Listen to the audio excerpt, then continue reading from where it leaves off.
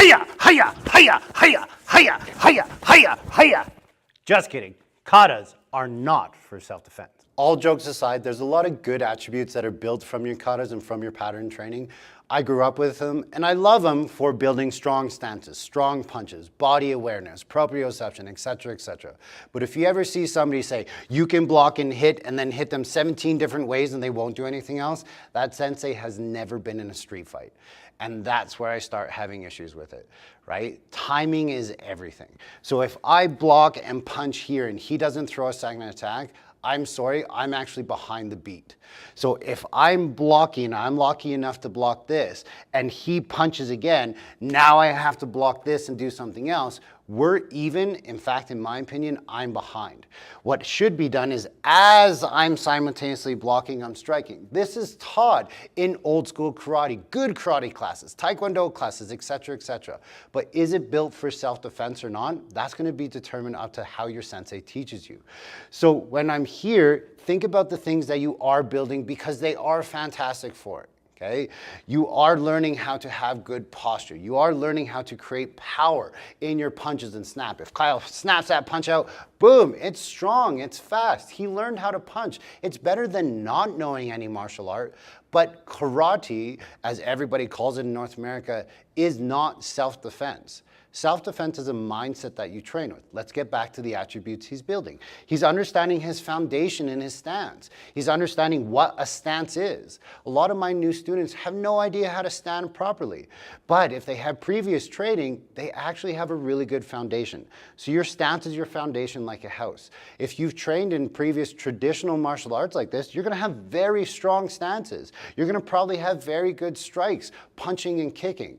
But is your application actually applicable to a self-defense situation? No. Now, the thing I will give you, though, is in the traditional world, the first movement, yes, 100%. Say if we do the kata we did in the demonstration, okay? Kyle steps forward, he punches with the other hand, and oh, he steps forward, and I block. Good. You have defended yourself, but is that self-defense? This is this kind of hard thing here because it's like, okay, he punched, I blocked, now what happens? Well, in the traditional form is I punch and he's down. But that's not the truth of this situation. In a real life situation, he's going to keep coming forward. He's going to keep attacking. This is why you see some black belts or high level instructors get their ass beat. They're getting beat because they're not training what it's like under real pressure, right? If he punches with that one, boom, and he punches again, boom, and he punches again, boom. It's good. You're learning how to block, but this happened to me when I was a kid getting bullied.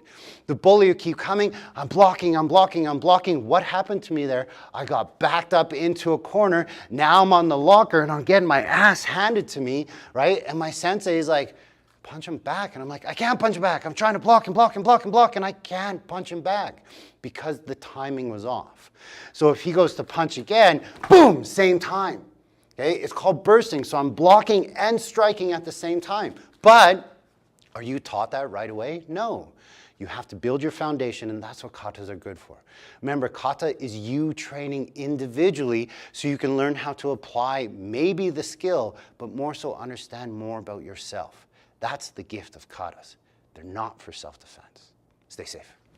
Thanks for watching the video. You're obviously very dedicated towards your practice of self-defense, but there's only so much that you can learn from a quick couple-minute videos, and this is why the Buddha Brothers and I spent some serious time and effort and put together a very, very high-quality product available on BuddhaBrothers.com.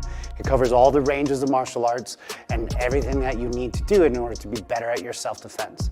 But what it also does is it walks you through how to train it by yourself, how to train it with a partner, so that you're actually building the skills and the attributes needed for self-defense. Yes, watching the quick videos and the shorts can do a lot, but if you really want to take a deep dive and learn a lot about self-defense, this is why we made this course for you. So make sure you train your ass off. Stay safe.